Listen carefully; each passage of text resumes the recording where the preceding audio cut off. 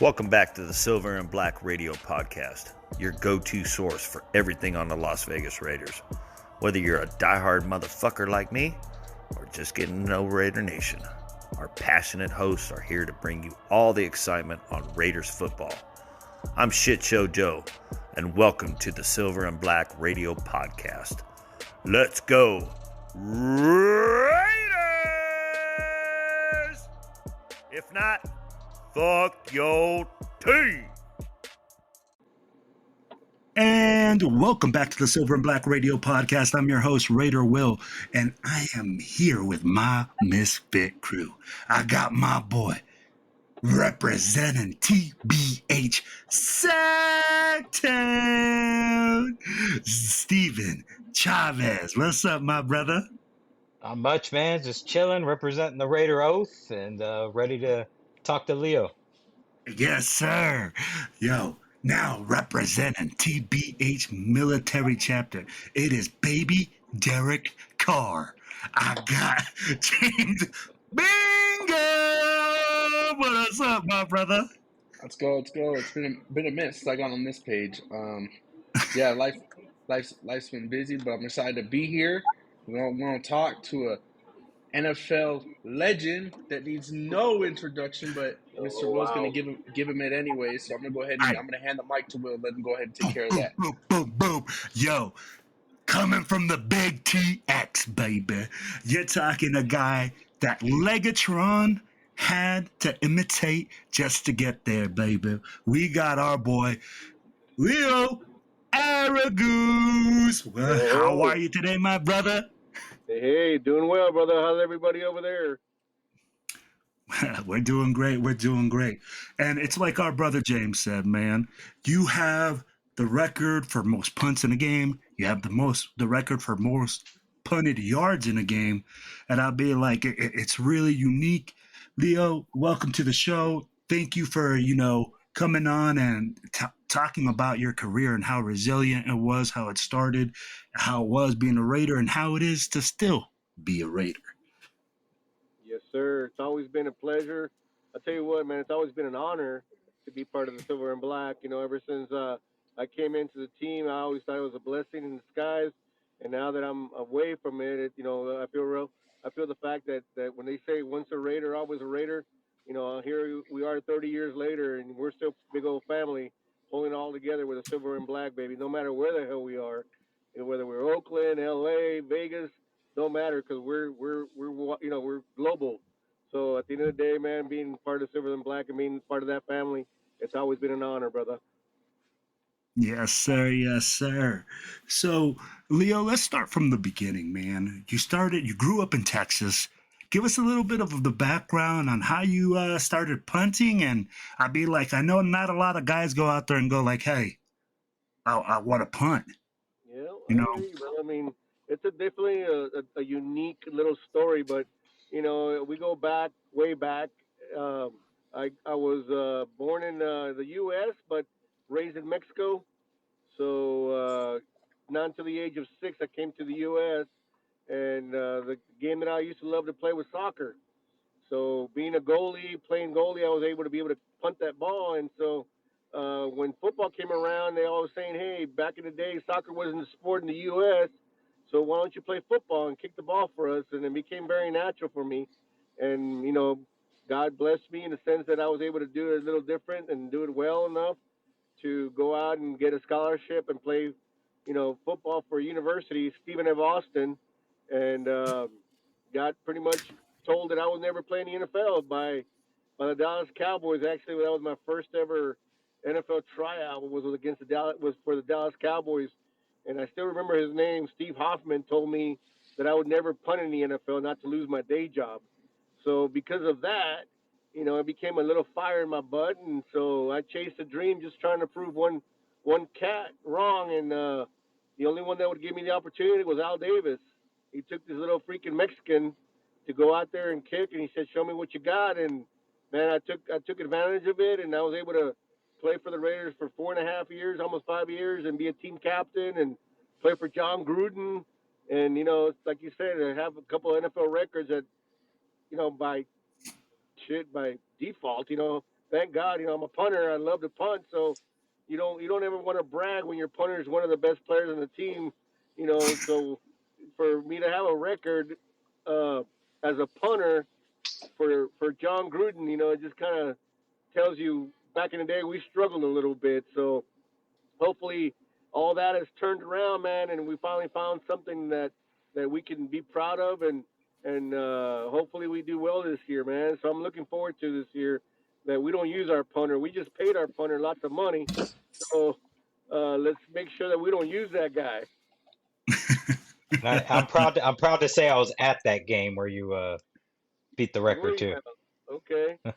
Do you remember? That was the Chargers game, right? Right? Yeah, it was a Chargers game. Yeah. It was a Chargers game, and it was at Was home it too. Wade Wilson? Wade Wilson won the game with a touchdown pass.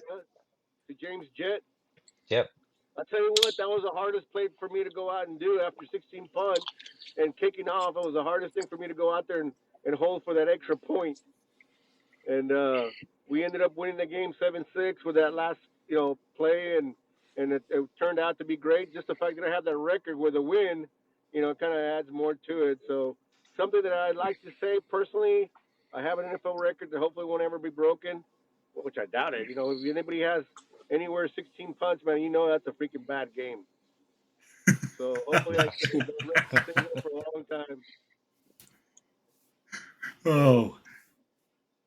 So Leo, we talked about like you had a lot of kicks. You've been out there on the field quite a few times.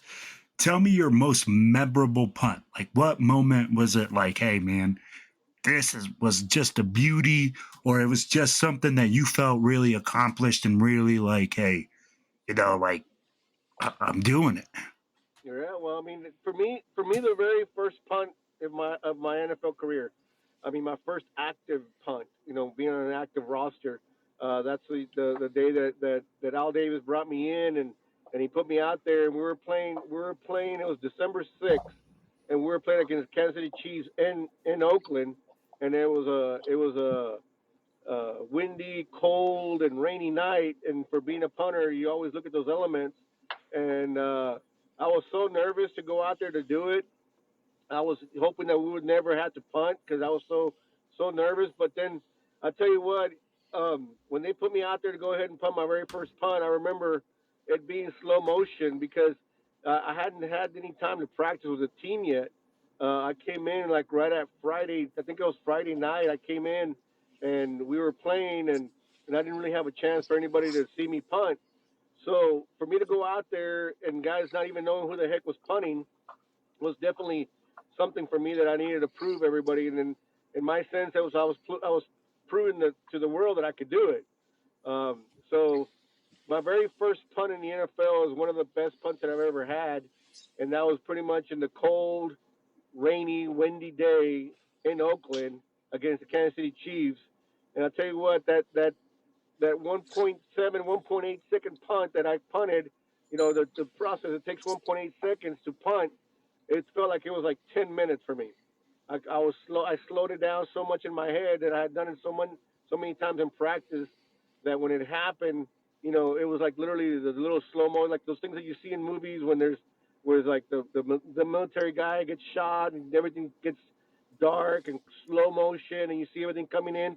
I swear, I counted the laces as the rotation of the ball was coming to me on the punts. I saw the ball take off. I saw the ball get caught by Vanover, and he tried to return it. And I was like, oh my God, just tackle him. And I went back to the sideline, and I was like, that was it?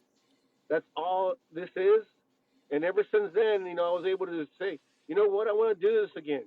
I was the only guy on the sideline always wishing that we would never get the first down because I wanted to go out there and punt so much because I loved what I did. I loved the feeling. And so for me to be on the record books with a 16 punts in one game, I mean, that just pretty much puts the exclamation mark on my career, saying that I'm going to be there forever. And so nothing to brag about when it comes to team stats, but for individual stats, I love it. And so definitely my very first punt was my most memorable. All right. James, you got anything, my brother? Yeah, I would say if I had a question here, out of all your punts, which situation would you say what was your most uncomfortable punt? The one that got blocked. Mm. Funny you say that. But the only punt, because I always thought that I was the fastest in the league when it came to getting the ball off. So whenever you look at punters, we always look to time them on hand to foot. When we catch the ball and we put the ball on their foot and the ball's off. So the ball should always be gone in 1.2 seconds for the punter. You add the 0.7, 0.8 seconds for the snap, the ball's going to be completely snapped and kicked and out in less than 2 seconds. So when I was doing it, I was super fast. So my get offs were zero point 0.9, 1 second, zero point 0.8, 0.11. So with Adam True snapping, he would always get his snaps back there in 0.6, 0.7. So we're getting the whole punt off completely gone in 1.7, 1.8 seconds. It was gone. So by you looking at stats and looking at numbers and looking at stopwatches, they would never block our punts. Teams will become a one-dimensional team because they don't worry about the block because we cannot get to him. Let's just worry on the return. So the most uncomfortable spot for me was that one time we played in Denver, and there was a blizzard. And I don't know, you remember when the Raiders, I think it was a Monday Night Football or Sunday Night Football. I can't remember when it was, but it was a big televised game, and it was a blizzard, and we were backed up on our own 1 yard line. Yeah. So I was backed up in the end zone with the old Broncos stadium where you had the stands right behind us, and I was yelling. So whenever we're back, not our normal alignment is 15 yards from the ball to where I'm at, and my personal protector Randy Jordan would be 7 to 8 yards in front of me. So when we got pushed back into the end zone, we're short 4 yards. He took his normal distance from the center to where he was at, but that cut 4 yards from me. So literally, he's like maybe 4 yards away from me. It takes me 3 yards to 4 yards to get my punt off. So I'm yelling at him, trying to get his attention to move up, because I was going to drill him right in the ass. So he never looked back, snaps the ball. I get a blocked punt in the end zone. In the end zone, goes out for a safety. So that was one of the most uncomfortable feelings, knowing that I was so trapped and no one could hear me. Those dreams, again, going back to dreams, where you're screaming and nobody listens. You're literally screaming in your dreams. That it was me trying to get Randy Jordan's attention, and I was screaming because I knew what was about to happen. And sure enough, the guy had a run at me and just punt, got that one punt blocked.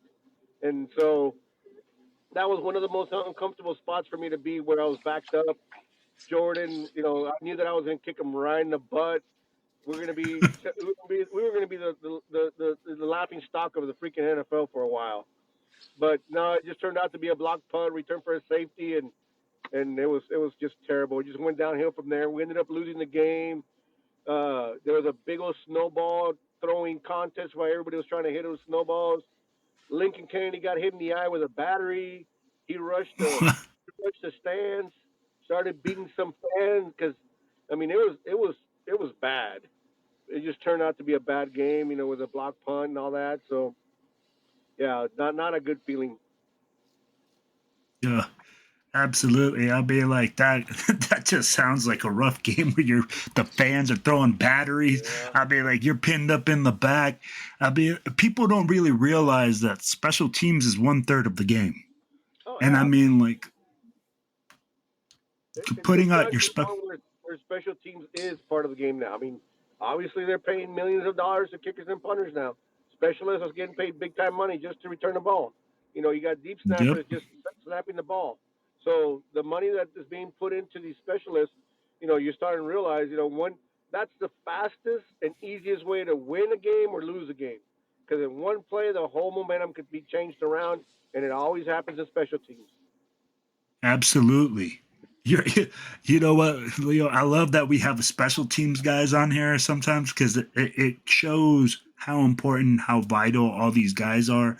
I'll be like, people go like, "Oh, it's just the punter, just the kicker," and you're like, No, Sebastian Janikowski has the most points as a Raider, and he's just a kicker. he's I just a mean, like kicker. Yeah. you He's got a guys like that. That 280-pound kicker, and he's just a kicker. He's a yeah, big boy, brother. No, yeah, definitely, man. I absolutely. get it. Yeah, people would always say, "Oh, it's just a kicker, it's just a punter." But I tell you what, though, these coaches and well, actually, the game of football has realized that special teams is definitely a very important part of the game. So nowadays, yeah, I say that people say, "Well, do you miss it? The money that they have now and all that." In my era when I punted, it was a perfect era for me to come in and play because I was only 5'10", 185 pounds. These kickers and punters are now freaking, 6'3", 6'4", Yeah, 220 pounds, chiseled guys that are kicking the ball 50, 60 yards. When I played, our averages to go to the Pro Bowl was like 43 with a 39-yard net. These cats are now averaging 54, 55 yards with a 40-some yard net. So the numbers are very different. These cats are made differently. These kids are made differently. The speed, the size, it's amazing. So when I played, it was the era that I needed to play in. It was perfect. It was definitely a blessing, and so I think timing was everything for me. But if I was to go out there and do it, just nowadays, that definitely would be funny to watch to see how I would be able to compete against these guys nowadays. Even like someone like a Pat McAfee, he was wild and crazy and stuff, but I would like to see him punt now, see how he would do with these new cats and these new averages that these boys are putting up nowadays. no, So absolutely. So so when you go ahead. when you finally found when Al Davis brought you in and he be- how did it feel to have him believe in you to go out there and punt for the Raiders? And do you have a good Al Davis story that you can tell us? Let's see. Let me tell you this much. Uh, when when I was at home, I was a substitute teacher, and I got the phone call from a guy by the name of oh my God, his name was he was our coach, Rusty Tillman. Rusty Tillman calls me and tells me, "Hey, we want to bring you in," and the only reason why they were bringing me in to go pretty much try out because Jeff Gossick got hurt.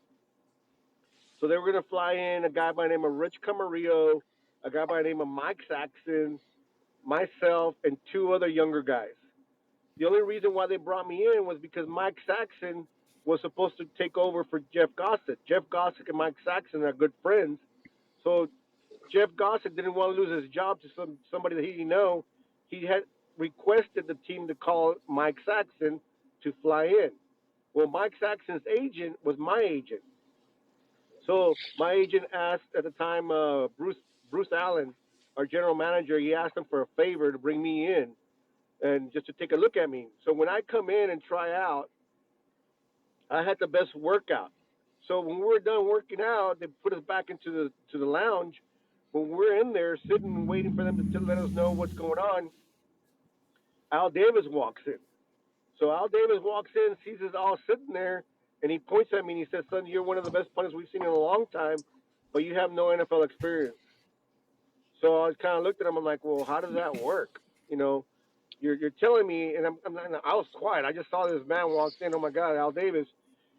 And he's telling me that I'm one of the best that he's seen in a long time, but yet he's not going to sign me because I don't have any NFL experience. So they signed a guy by the name of Rich Camarillo. Rich went out to practice during the week. I flew back home, went back to substitute teaching. Rich goes out and he tears his groin during practice. So then I get a call again from Rusty Tillman telling me that I'm going back in for to go flying back to Oakland. And I said, "Well, what happened to Rich Camarillo?" He said, "No, he's done." I said, "So you're gonna have another tryout?" He says, "No, Al Davis wants you to punt this game," and that's how I got the job. Was the fact that Al Davis personally came back and said, "You know what? Let's give this kid a chance." And ever since then, man, Al Davis, may he rest in peace. If it wasn't for that guy, that he's always been known to take chances on things that don't look right or don't fit the profile. He was that guy. He was willing to give everybody an opportunity, and you couldn't, you wanted to go out there and prove this man right because he believed in you and he gave you the opportunity. And so, because of Al Davis is why I have my career in the NFL, because he took a chance on a little Mexican, and so that's why Al Davis is always going to be special to me. And so Mark Davis always came around. When Al Davis came around, the kickers and punters just sat around and practice. So where did Mark go hang out with us? So he'd be over there just talking to shit, and next thing we know, now Mark Davis is the owner of the Raiders. I love that story, man. I'm pumped up. That's a Yeah, good story. I like that. yeah, definitely, Yes, brother. sir. So, Yeah. Leo, you talked about how you got your chance and how you broke in. You played in a game where you punted for 700 yards. Like, how did you feel? Or I'd be like, did you even know what was going on that game? That you're like, hey, that next thing they know, they go like, hey, you got 700 total yards of punting No, this actually, game. that game was crazy because again, when I played, I mean, I the way I would warm up and the way I would kick, I just felt that I could kick forever and punt forever. So when I was out there punting, I wasn't counting. I didn't know that I already had 16 punts, or at the time 13 punts, because I was just punting. I was doing my work. I was having fun. I'm showing off, but I wasn't realizing that our offense was so crappy that we couldn't move the ball. Um, but during the game, one of the reporters on the sideline, how our kicking net is on the sideline, on one of the edges or one of the corners. So we're away from all the sideline stuff that's going on. So we would be real close. Kickers are always real close to the media.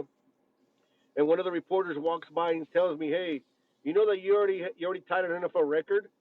And I kind of looked at him. I said, "What are you talking about?" He says, "Yeah, you just tied the most punts in one game." And that's when I realized, no wonder my leg feels heavy. I was like, I didn't realize that I had punted 13 times, but that was still like in the third quarter. So I was Jeez. like, oh my god! And so that got to the point where I just wanted to win the game just so we can justify my 16 punts. So for us to have the most yardage and the most punts and still win the game, I mean, shoot, we just did it right that day. So I'm glad that we got out of there with a win and my record. So So, what does recovery day look like after that? I'd be like, people don't give punters enough credit, right? They're right. like, oh, you punted the ball 16 times. You're out there for 16 seconds and what? But they don't understand the physical toll that does on your body. So, like, what was the recovery like after a Well, game like that? you know, the era that I played in, man, we used to lead with our heads. So guys were always in pain, always in the aches and stuff.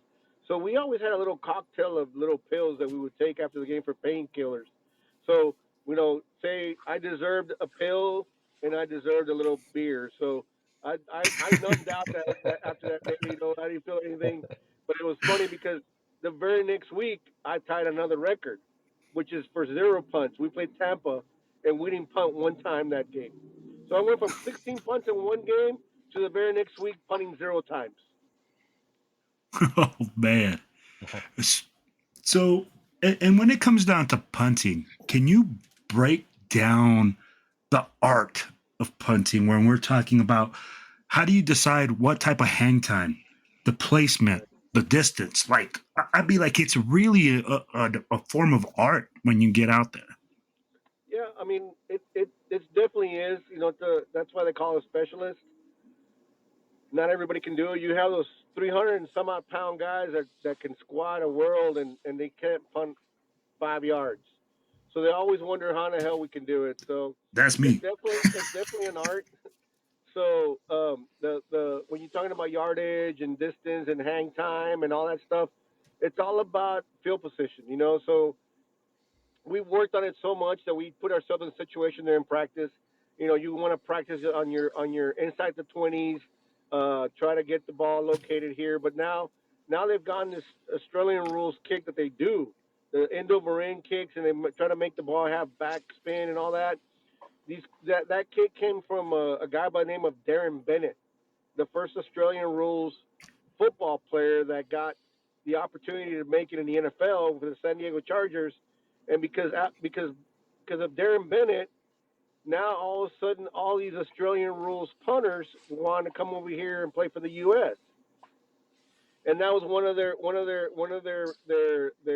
little trick kicks that they had in their bag that we ended up learning how to do that. So that was part of learning a new I guess you would call a new brush stroke in this art of punting.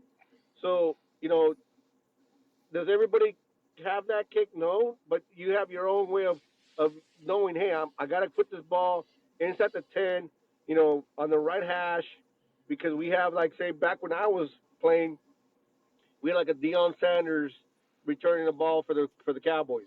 What do? Well, you try to kick away from that guy, right? So he knows that, so he's going to adjust with that.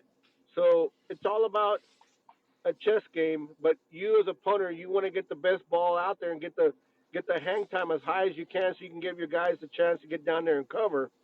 But I haven't really kept up with the rules and how they change all this stuff, and everything seems to be changing on the special team side, on the kicking side.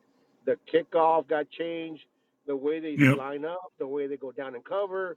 They don't want to get these babies hurt because, oh my God, if they get a concussion, shoot, we had concussions every freaking game. It's like here's a little smell sauce, smell it and get your butt back in there. Oh, you just have a little stinger. Don't worry about it. And next thing you know, you had a total of 2 concussions in one game. So now these guys that are kicking the ball, I mean, they're kicking the ball so far and so high that even if they get a 60-yard punt and the guy returns it for 20, it's still a 40-yard net. So at the end of the day, these guys are, like I said, they're just killing the ball, and they're so big. Now they shank a ball for 45 yards. That was my average. You ain't lying. Wow. So, who, like, in the Raiders locker room, I want to know, in your time, who was your funniest teammate? Who was the guy in there cracking jokes? Who is the guy in there busting everybody's chops? We need to know, Leo. Who is the funniest Raider? When I was there, man, I want to say that Lincoln Kennedy. Lincoln Kennedy? I can see that. Kennedy. Lincoln Kennedy was one of them. When I was there, Kevin Gogan. These offensive linemen had some jokes, man. I tell you what. Believe it or not, there was a kicker that we had by the name of Cole Ford. I don't know if you remember Cole Ford. I remember Okay. Cole Ford. He was also a character. But, Billy Joe Hobart, I don't know if you remember that guy. Yep. Wade Wilson, we called him Whiskey Wade. Whiskey Wade. For a reason. Was he a Marshawn? Was he to take a shot before the game and go in there and just? Dude, he was just fucking all lit in the game. We were all lit in the game, just taking a couple of shots and all that. So, I mean, it was when you're in the locker room, you're among your boys, brother, and you just want to have fun and take some of the edge off. But you had those serious guys, because we had the Tim Brown. Those guys were serious. Our quarterback was also at the time was Jeff George. We had Rich Gannon. So you just have to keep track, because when Rich was there, everybody was scared of Rich because Rich had a real good relationship with John Gruden. So we were scared that Rich Gannon was the one that would go back and tell John Gruden the guys that were messing around in the locker room.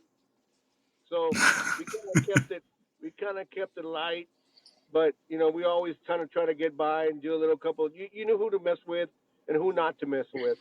So, the Lincoln Kennedy was definitely a character, very comical, very animated. And so he was funny. And then it came across a little different for me because this guy's like, what, 6'6", 6'7", 350 pounds.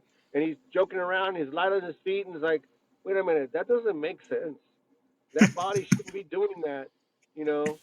And so you would think you'd have a deep voice, and all of a sudden he was very, very, squeaky voice. He's like, "Wait a minute, you know." But yeah, Lincoln Kennedy was definitely a character. He was a fun cat to be around. Even to this day, if you talk to him, he's a lot of fun. Really Oh, nice he guy. is super nice. Be like, we had him on the show previously, man. Great guy, really soft spoken, like you said, really Yep. easygoing. And Yep. what you love is what you get from Lincoln is the truth. You know, Yeah. he's not going to Straight up. sugarcoat it. He's going to give it to you raw, and he's going to let Yep. you know how he feels, and Yep. especially about the Raiders. You know, You know, Yeah. he told us a story that when he was in Washington, when he was getting ready to get drafted, that somebody came up to him and offered him an investment deal with a coffee company, and he declined it. It was Starbucks. oh, I think I heard that story. Yep. oh Yeah, man, yeah. that hey, and now he's like, should have jumped on that Right. Starbucks. Well, when you think about it, it's like, hey, we're gonna pay what, $5 for a cup of coffee? He says no one's gonna be doing that. I can see how all that was coming out, and how he thought it out. There's no way that somebody would be paying $5 for a cup of coffee. Now it's like what, $7 or $8? Yeah, no, you're not lying. I like it went from like $2 to like $7 or Yeah, $8 a cup of coffee. I'm yeah. like, my Yeah, wife shows me the bill all the time. yeah. The venti is like $7. Isn't that Yeah. crazy? All for You So know, coffee. I got kind of a two-part question. What was it like playing in front of those fans in Oakland, and what makes Raider fans different than other fans around this league? Well, I tell you what, man. For me, you're either gonna love the Raiders or you hate the Raiders. There's no mediocre. I've heard people, oh well, the Raiders are my second best team or whatever. At the end of what the is day, that? we're like the silver and black, right? So we're known to be the bad boys of the NFL. So if you look across the board, all our fans are going to be like one of those "I don't give a hell" type of attitude. We're the Raiders, whether we win or lose, we're still going to kick your ass no matter what. So just being around the black hole, having fun with our fans. Every fan that I ran into, they're all family. They're all part of us. They all bleed like us, and they're gonna be diehards. You don't walk around with many people having a fucking dolphin tattoo. They don't have a freaking, Cincinnati Bengal tattoo. Yeah, there you go. So you got the shield, man. That shield means something. We're proud of something. So when you're out there playing in the black hole, bro, that is just freaking nuts. And it brings you in, and it's like they say, a black hole. Once you're in, you don't ever go back, brother. So I'm always trying to tell people, do not come to the dark side because you're not gonna fucking like it. But if you do come in, know that you're gonna be around good people, man. Oh, you ain't lying, man. It is a big time thing where you come in and we bring you in as part of the family. I mean, like, Right. But it's hard to it's a unique explain. situation. People, when people ask you and they try to tell you, well, why the Raiders? Well, you know what? If you don't know, you know, you have to be in it to understand it.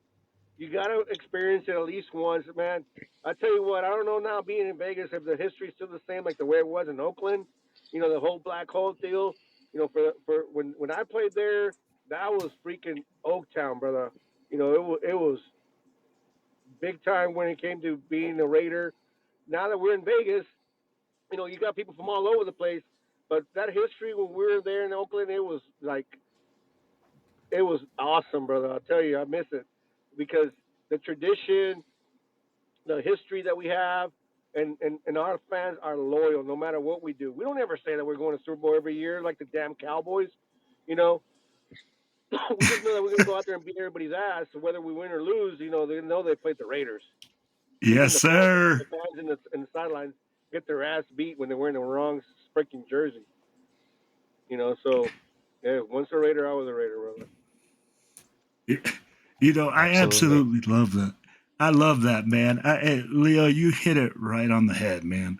I'll be like, the biggest thing I've always heard is when you were in Oakland, the things that you knew that you were going to hear, that it was loud, that you could feel the guy, you could feel the pressure coming, and you can smell Oakland at the same time.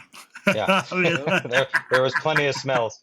There's plenty of crazy smells going on in the Oaktown Coliseum. But and I'll tell you what, man, if that locker room could talk, I mean, some of the people that have been through that damn thing, bro, it was awesome. It was awesome. I miss it. But hey, like I said, no matter where the hell we are, we're gonna fucking always be the Raiders. Absolutely. And since you were around, and Raiders legends are always around the team. There's always players, older players. You had Willie Brown. You have a lot of guys that always get back. Who was the player that, kind of shocked you or kind of brought you under their wing or kind of just was like, hey, Leo, hey, this is who I am. And you were, kind of starstruck. Right. Well, I'll tell you what, man, Freddie B was one of the guys that really, took me under his wings. He was always, those guys were always around. Jack Tatum would always come around, Willie Brown would always be around, Atkinson would always be around. Those guys that would always come in, Ted Hendricks would always, Al Davis would always bring in the Raiders, the alumni. I met George Blanda, on the sideline. So whenever they say that going back to once a Raider, always a Raider, it's serious when it comes to the Raiders because your family, no matter what era you played, everybody gets together. In about 2 weeks, we're going to Vegas for the alumni weekend, and so Mark Davis continues a tradition that Al Davis had, and bringing in all the Raiders. So when you're there, you have eras of all different type of years that the guys played, but we're all one big family. So it doesn't matter what year you played. You might be sitting guys that played back in the 70s in the same table with the guys that played in the 2000s, and they're all talking football. And it's all like guys know each other because you're a Raider, your family, and they talk to you just like you would be like a brother to them. It's awesome. Man, I wish I could be there. I wish I could just, slither in that back room and be like, guys, what's up? Yeah. And we're playing the Niners too that game, so it's a preseason game against the Niners in Vegas. So we'll be playing the 40 Winers. So are you going to be out there, Leo? Yeah, I'll be up there. All right, hey. I can't miss it, brother. So, guys, if you guys are listening out there, what I want you to do is I want you to make sure you hook up with our boy Leo, take lots of pictures. Hey, show him some love, man. Show him how the Black Hole does it, where we take care of each other, and it's all love, baby. Yes, Yo. Yes, sir. So, baby DC, what you got, baby?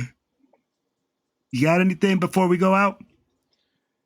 No, man, I think you guys pretty much covered pretty much everything. I'm just kind of here astonished listening, so I'm good. Now you got him all starstruck, Leo. You got him all starstruck, but you got our boy James. Baby car there, you can't say much, huh? Hey, he's not normally short for words, so it's shocking. Credit to you, Leo. Yes, I appreciate you. I mean, absolutely. We'll have a beer and we'll tell you the real stories, brother. Yeah. Oh, okay. Hey, that's exactly what I want to hear. So, there you go. Hey guys, Leo is in the Big TX.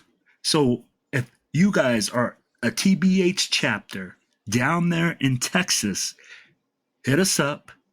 Leo would love to come out, be a part of your watch parties, be a part of Raider Nation. So, hey, TBH Dallas, Henry, TBH San Antonio. We got TBH Houston out there. We got that TBH Fort Hood. And one more. I can't come back to my mind, but guys, make sure that you guys are locked in. Make sure you hit up Leo. Make sure you hit up Steven. Steven has all the connections, guys. He's down below me. I can see him on this screen. So make sure that you hit him up. Hey, he'll hook you up with Leo. We'll get you guys out there, and we'll get you guys engaged. Leo, you got anything for the Black Hole before we get out of here? I tell you what, guys, whenever you go out there, make sure we represent the silver and black. You know, the way we know how this thing goes, man. And I love when we hear that Raiders. Oh, Let's go. Let's go. I'm just getting electrified right now, baby. I can't So, wait. guys, remember, so Leo will be out there for the 49er game preseason. Go out there, engage, be part of the fun, be part of the family. Yo, until next time, guys, it's all about one nation. It's all about one team. It's all about the